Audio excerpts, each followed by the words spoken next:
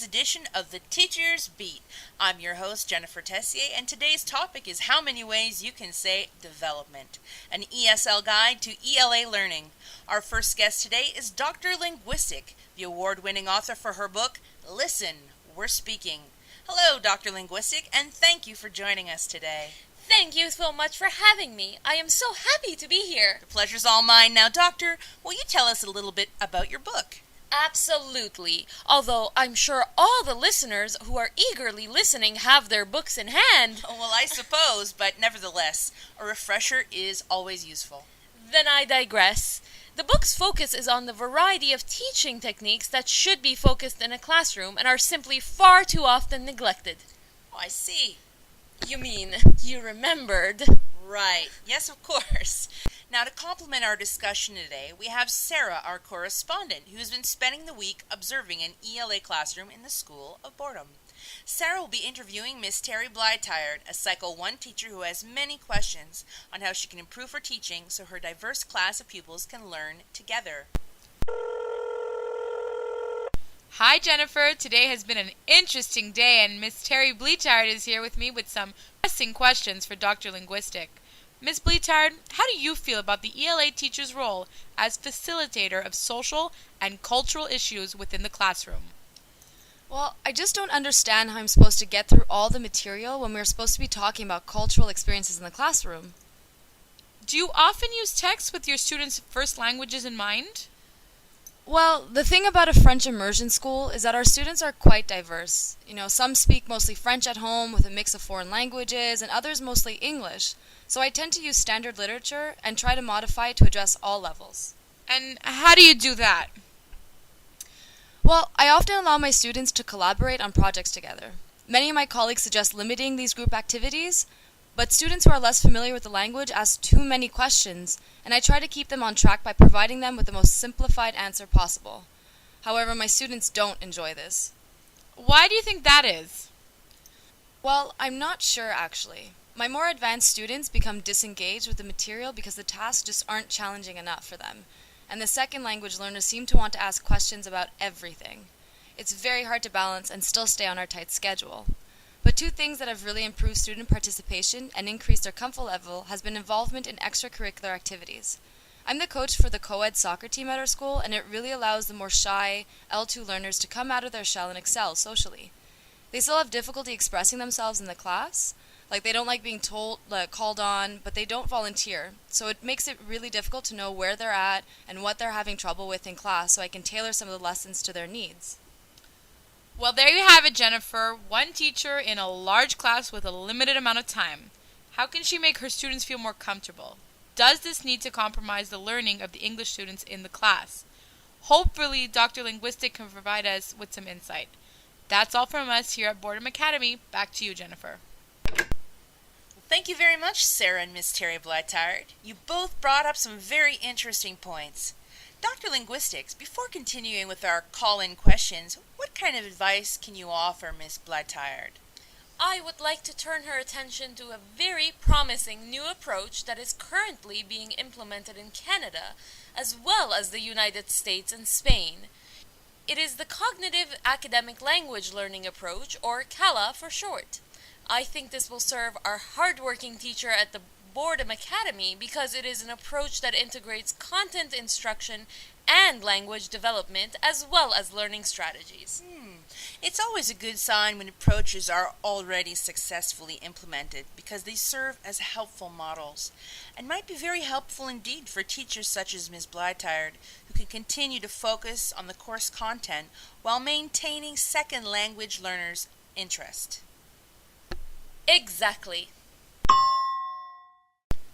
Well, I know parents, teachers, and students are eagerly listening with their very own questions. So that brings us to my personal favorite segment, Call and Ask the Expert. That's right, it's your chance to call in, listeners. Just call or text your question to 514-035-BEAT.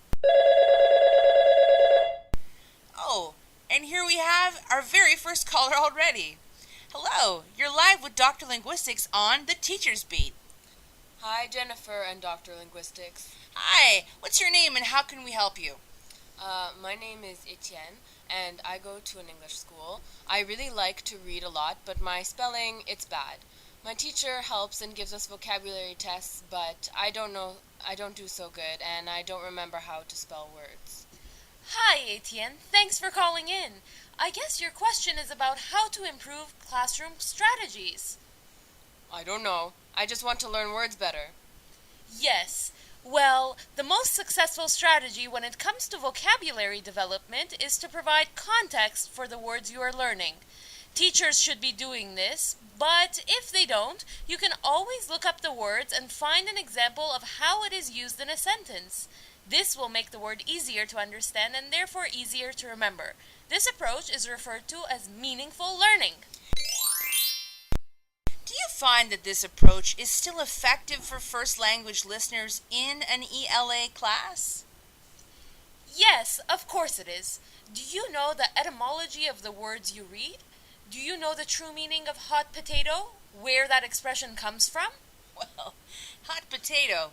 I can't say that I do. And that is why this approach is equally of value to the more advanced students in the classroom. Well, thanks for calling, Etienne. We have a couple text messages, so I'll read one from Miss Susie Burnout who says, I'm tired of standing and talking to my students all day. L2 learners require a lot of extra information and they have become more comfortable asking questions. This is good, but it delays the class and puts me in a stand and deliver position, which I abhor. How do I continue to facilitate all my students' learnings while attending to their individual needs and levels? Very good questions, Miss Burnout. I don't blame you for your frustration. There are a lot of alternatives to resorting to the stand and deliver methods. One of the more common ones is grouping your students for collaborative learning exercises. Cooperative learning makes it easier for students to work on their oral language, especially if they are among peers of the same level. They feel less intimidated. Another interesting approach is the use of bilingual poetry. For the most part, Quebec ELA classes are composed of English mother tongue and French mother tongue students. Though research proves that bilingualism in the classroom is a good support for mainstream and ESL learners both, it has only been used as a temporary crutch up till now. However, it can be of great value for both ESL learners and mainstream ELA students who will have an opportunity to examine the intentionality of language as well as its limitations. Literacy has a role in maintaining diversity, and it's important that teachers know that and perpetuate an intercultural perspective rather than a monocultural or, God forbid, Eurocentric perspective. Great points. I never thought of using bilingual poetry. I'm sure that's especially easy to find among Quebec poets. Indeed, there's a plethora that could really change the way English is taught, especially in French immersion high schools and French CEGEP's ELA classrooms. Oh, here's another caller waiting to ask their question. Hello, you're on the air. Hi, Dr. Linguistics, and hi, Jenny. My name is Marcy. First off, I want to say that I love Teacher's Beat. As I was completing my Maddle degree at McGill, I learned a lot from the show and the discussion it generates. Oh, well, thanks, Marcy. That's always so nice to hear. My question is, how can I motivate all my students to learn English when some are unfamiliar with the cultural concepts we discuss? I want to generate discussion, and I think having multicultural classroom is a great opportunity to discuss some of the more complex issues. Is this too advanced for the L2 learners? Well, hello, Marcy. Good question, and I'm glad you haven't given up on the multicultural potential your class holds. Part of the CALA method I discussed before is finding ways to make your students have control over their own learning. For example, giving them a self-checklist to evaluate themselves is a great way to clearly communicate your expectations and for them to understand what it takes to achieve them. There are 3 major strategies worth implementing here. Do I have time to explain them, Jenny? Well, for you, Dr. Linguistic, there's always time. Go ahead. Oh, that's so very sweet. Oh, well, yes, right, of course. What I was saying, dear Marcy, is that you might want to look into 3 strategies. The first are metacognitive strategies, which means the students set a goal for themselves and assess their performance once it has been completed. This allows them to be reflective and supports meaningful learning. The second strategy is cognitive. This involves things like the bilingual poetry, where students are provided with opportunity to make connections between their native and learned language, so as to facilitate the linguistic transfer. And finally, the social and affective strategies, which include peer-to-peer work, positive self-talk, and encourage students to ask questions and clarify if they don't understand. Thank you so much! Thank you, Marcy. We still have Miss Blytard and Sarah on the line with us. So do you think the CALA approach will apply to you and help you meet your diverse class's needs? Yeah, I think it can. I'm just unclear on what exactly that would entail. Are there specific activities you would recommend? Oh my dear, how much time do you have? In all seriousness, I can definitely recommend some successful approaches. There is a 5-stage cycle used in CALA programs. Would you like me to go through them? Oh, that would be so amazing. Thank you. It's my pleasure. First, there is the preparation stage. This means using discussions about students' learning backgrounds, including their prior knowledge of learning strategies. This can be done in a large group or smaller groups, depending on the students. Through this process, students have a chance to speak in their native language and use their familiarity of their cultures.